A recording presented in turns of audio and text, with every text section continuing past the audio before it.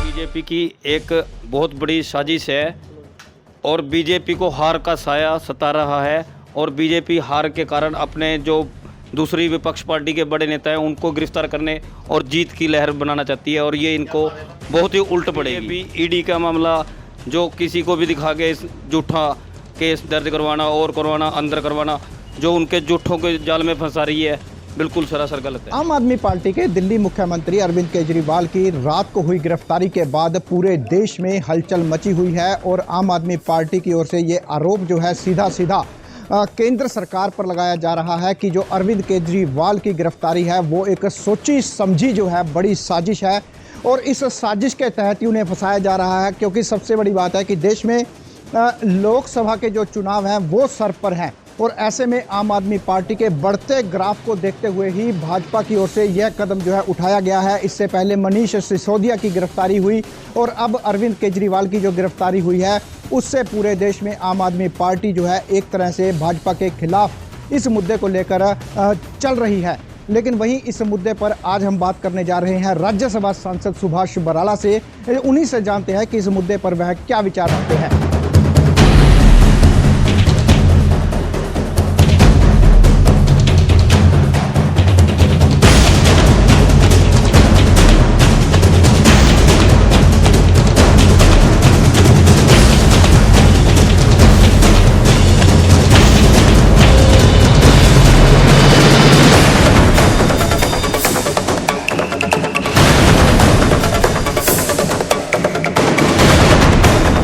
ये बहुत एक सामान्य प्रक्रिया है।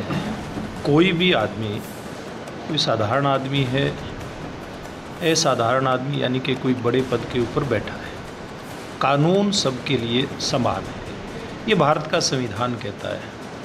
और इसी संविधान की दुहाई श्रीमान अरविंद केजरीवाल सालों साल से देते आए और अन्ना जी का जो आंदोलन था वो भ्रष्टाचार के ऊपर ही आधारित था कि इस देश के अंदर भ्रष्टाचार खत्म हो और लोकपाल इस देश के अंदर आए।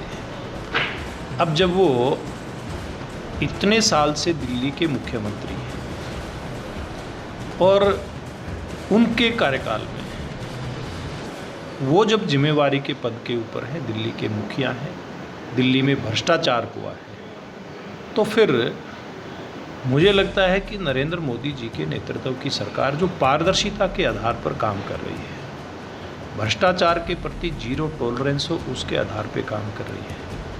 और ये जो इन्फॉर्मेंस डायरेक्टरेट है ईडी, तो इसका काम ही ये है कि जहाँ कहीं भी भ्रष्टाचार हुआ है उस भ्रष्टाचार को पकड़ा जाए, उसके ऊपर जो भी कानून सम्मत कार्रवाई है वो करी जाए।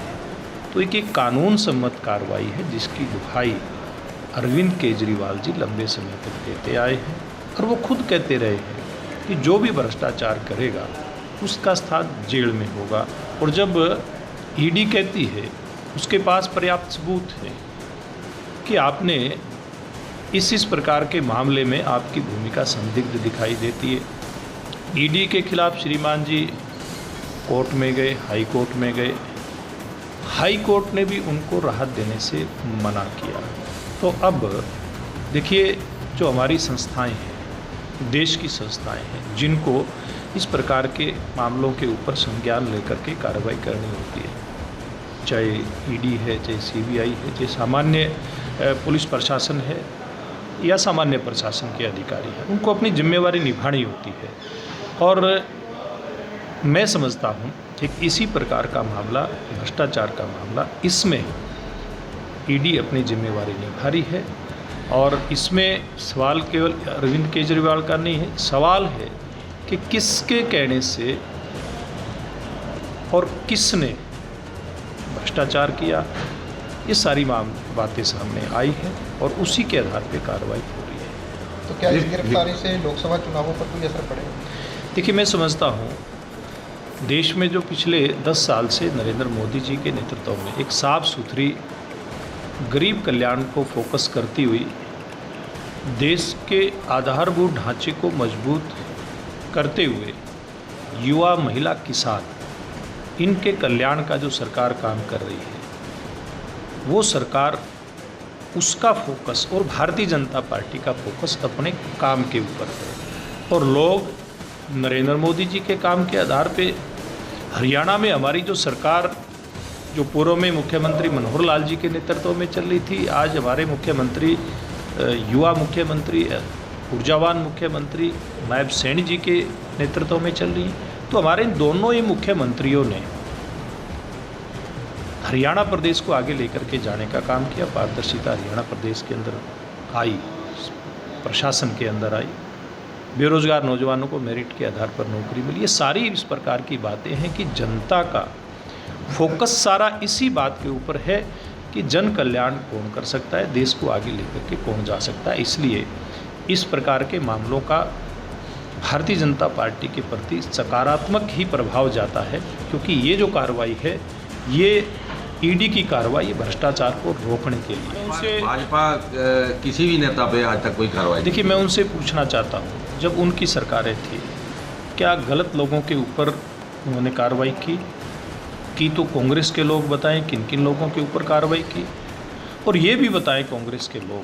मैं आपके माध्यम से उनसे पूछना चाहता हूँ कि किन किन भ्रष्टाचारियों को बचाने का काम कांग्रेस पार्टी के लोगों ने किया। मैं आपके माध्यम से आम आदमी पार्टी के नेताओं से भी पूछना चाहता हूं कि कितने ही भ्रष्टाचारियों को बचाने का काम उन लोगों ने किया। आज मैं सुबह देख रहा था, रात से जो खबरें चल रही हैं, आज कांग्रेस पार्टी के नेता राहुल गांधी समेत इनकी पूरी टीम आज वो केजरीवाल का बचाव कर रहे हैं। जब ये तथाकथित इंडी अलायंस बना था, उससे पहले ये रिकॉर्ड की बात है, वो अरविंद केजरीवाल को जेल में डालने की बात करते थे। वही अरविंद केजरीवाल जो जेल की सलाखों के पीछे हैं, इंडी अलायंस में आने से पहले वो सोनिया गांधी को जेल में डालने की बात करते थे। वो कहते थे कि सबूत तो इकट्ठे होते रहेंगे, जिनका नाम भी भ्रष्टाचार के अंदर आता उनको जेल के अंदर डालने का काम मोदी जी को करना चाहिए।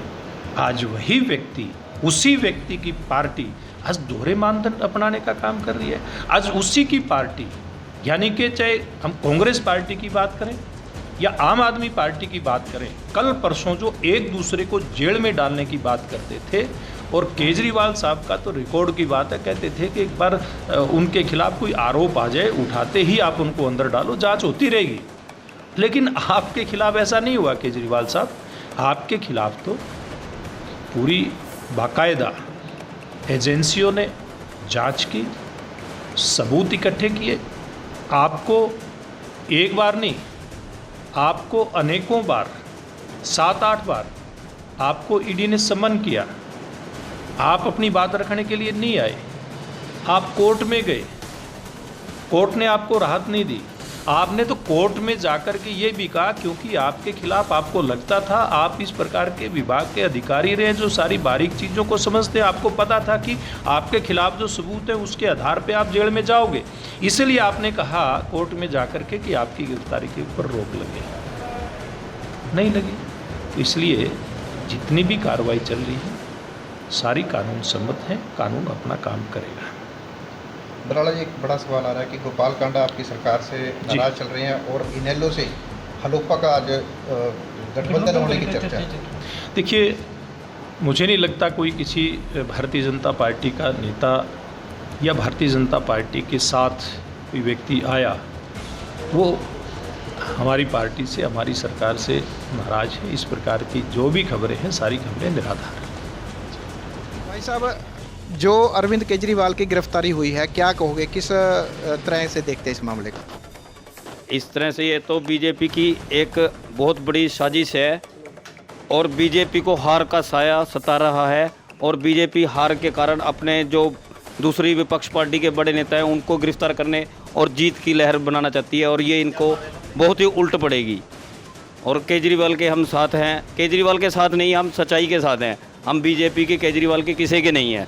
जो बीजेपी ईडी का मामला जो किसी को भी दिखा के झूठा केस दर्ज करवाना और करवाना, अंदर करवाना, जो उनके झूठों के जाल में फंसा रही है, बिल्कुल सरासर गलत है।